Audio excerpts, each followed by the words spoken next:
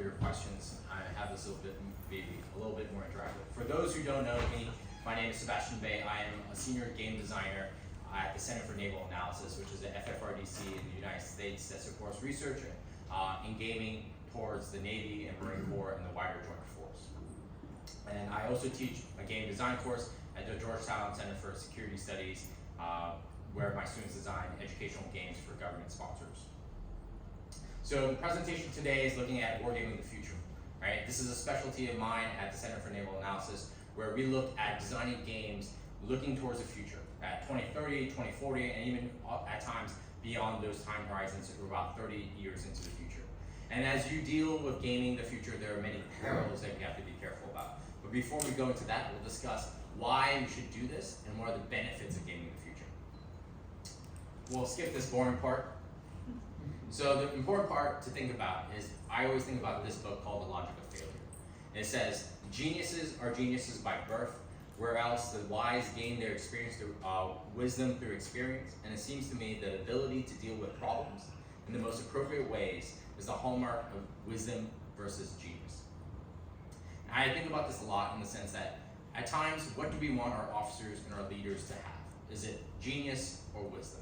And I think about this quote in the sense of how do we give that wisdom that is prerequisite to meet unexpected situation or crisis with both the speed of decision, but also the confidence to make and adapt to those decisions that happen. So why are Wargaming the Future important? And the first thing I will say, like any good designer says, war games do not predict the future. They are glimpses. I'll make a Dr. Strange reference, right? In the sense that if you've ever seen the movie about the multiverse, right? Every decision leading to a different branch. That is what games allow you to do. They merely allow you to navigate one estuary from the timeline which we are thinking about, right? One series of consequences that are leading to the dynamic decisions that happen from A to B to C. And as you change those decisions, you walk down different paths each time. So they do not predict the future that we are destined to meet, right? They merely allow us to explore one path, right? And this is why iterative gaming is so powerful in that way. Allows us to set boundaries, to parameterize the future of what is possible, right? But it does not mean that it is preordained nor guaranteed. So future-oriented games really enable different things, which is capabilities and consequences and their interactions, right? Really preparing senior leaders and tactical leaders and operational planners to think about what can be possible, right? It is often hard to imagine what is the crises that we have to adapt to, right? I've been part of many planning exercises at the COCOM level and below and beyond. And there are times where planners struggle to imagine what happens beyond their slide deck, right? What happens beyond the plan that we have all agreed on and spent months on, and what happens, what decisions do we need to do to get back onto the path? And also it informs a broader cycle of analysis and research, right? Peter Perler has written in his book about the cycle of research, how war games inform exercises, right? Bold Alligator and so forth, Rim Pack with our allies and partners in the Pacific and so forth. And how those exercises feed back into analysis of different types, whether it be models simulation or case studies or other sort of analytical methods. And those feed back into games, right? And ideally that campaign of learning, that campaign of analysis allows us to move forward and try to refine answers.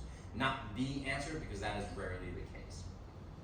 And they should always, as you always try to design these kind of games, you should always go by these sort of hallmarks that I tell myself and my young designers, is that always be transparent with your baseline assumptions. Do not hide things, right? If you try to hide things in your future games, that introduces doubt and skepticism about your games. When you're projecting 10, 20, 30 years into the future, it is impossible not to make assumptions, right? For example, as I look out to all of you, what do you imagine Europe to be like in 20 years? All right, anyone? Right? What does the security system look like? Is Ukraine split? Is it a Russian province? Is Ukraine part of Russia, right? Or has Ukraine been liberated? Is it part of NATO or of the EU? Or is, if the events of the weekend had turned differently, is Russia just, some defederated state of warlords, right? It could have gone any other way, right? But to be transparent is to be at least intellectually honest about where and how we got to the baseline assumptions that we begin with. You should always be research-based, right? Explain why, the logic of how you got to these assumptions. and at times understand why you make certain assumptions about certain capabilities, right? I have conversations with planners all the time when we discuss cyber warfare, hypersonic warfare, and they're like, what happens when a 6th gen or 5th gen aircraft meet in the sky? And they always tell me, oh, this 5th gen aircraft should definitely beat this 4th gen aircraft. I'm like, how do you know, right? Have you done it? Have you shot down a 6th gen aircraft, right? And they'll obviously say no, because we haven't built that yet, right? So the question is, how do we assume these things about the future? Lastly, I would want to focus on making sure your players always have dynamic choices and allow outcomes that are unexpected. As game designers, I always tell my students and my young analysts that we should always be prepared to change our game on the fly. That we may come in with a design on Monday and then have to radically change it on Tuesday and Wednesday as we adapt to the future in which our players are deciding. There's a great quote by Ed McGrady in Why Wargames Work, and it's the sense that players own their agency in games. And this is particularly true and especially true for futures games, right? Because it is so open-ended. Last thing I said is to always try to parameterize your variables when you do futures wargaming, right? We try to emulate the scientific method whenever possible as game designers and as good analysts, but it is difficult. But with futures wargaming, if you're looking at a particular type of weapon system or a particular type of C2 node or system, try to only control for that variable as much as possible. And that is a hard task when so many of these factors are interrelated, right? So there was a series of games I did back in the day, about 5 years ago, looking at autonomous weapon systems, right? And we looked at how these autonomous weapon systems affect tactical decision making. And we try to control the level of autonomy in which these vehicles could do, right? Of how, if they had line of sight, if they're fully autonomous and so forth, and how that enabled different tactical decisions. And that was our only focus. We didn't add hypersonics, we didn't add any other thing, only really focus on that, right? And that allowed us to change the variables a couple times over a series of iterations and gave us various data points, right, to pull for our analysis that we informed with other methods like models and simulations. Now, why is this bad, right? And I think about this a lot, right, is that these games at times, especially when we look out to the future, can be victims of our own current day bias, right?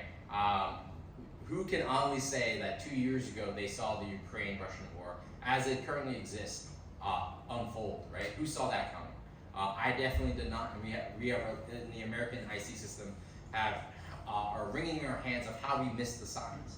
As we look backwards with hindsight, we can see all the signs that existed. But those are hard because we are prisoners of the moment.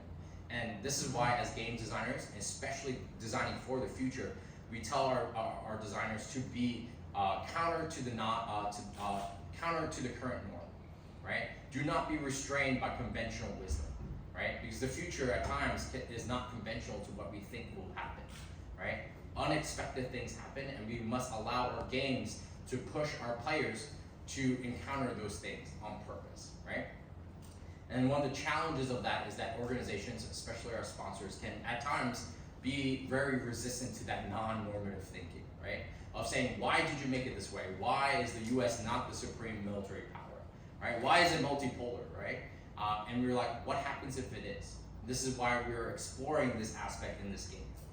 And the last thing I will say is that we do not know what we do not know, right? There are certain things beyond our data set that we cannot imagine, right? And that is one of the difficult parts of futures gaming, right? Because we all, even as designers, as analysts, and as players, they come with their own sort of paradigms. And it's very hard to break out of those. And that's why player selection is so critical in these types of games. So what valuable things can I actually share with you, despite my last slide of just doom and gloom of the perils of futures wargaming? And is to do this, is to balance fidelity with creativity, right? You want to enable your designers, especially as we look out into the future, to be creative, to push the boundaries. I tell myself and our team that we must always be willing to fail, right? If all of our game designs work exactly as we plan to, I always say we're not trying hard enough, right? That we are relying too much on what we know is true and tested, and we're not pushing the boundary to be innovative and challenging our players. our players should always be a little bit surprised of what the game is asking them to do, right? And the bounds in which they're existing in. Second portion is something I am harp on, whether it be an analytical game or educational games, which is use a family of games. There is no single solution, right? Whether it be an MDO educational game, whether it be a strategic policy game, there are different problem sets and different audiences, and you have to create bespoke solutions for each of those.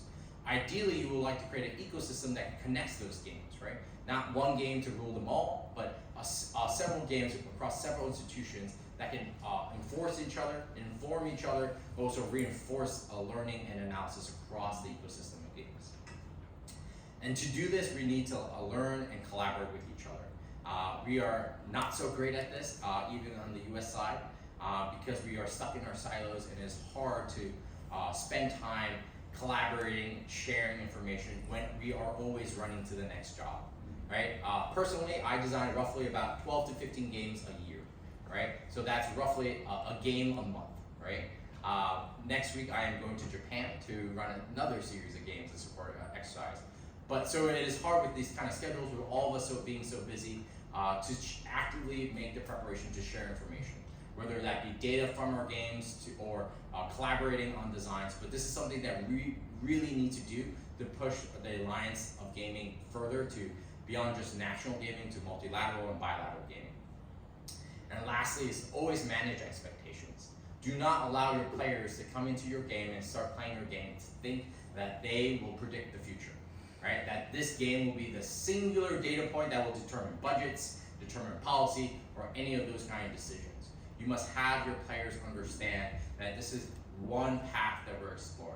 And ideally, you will try to manage your sponsors to believe that one game is not enough, that you need a series of games.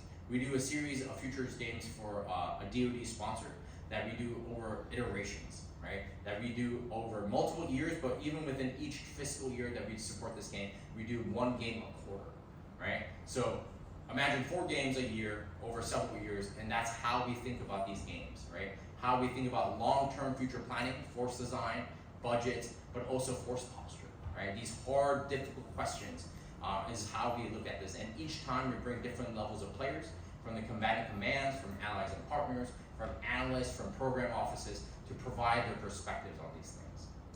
And that is the end of my presentation, and I would love to take questions.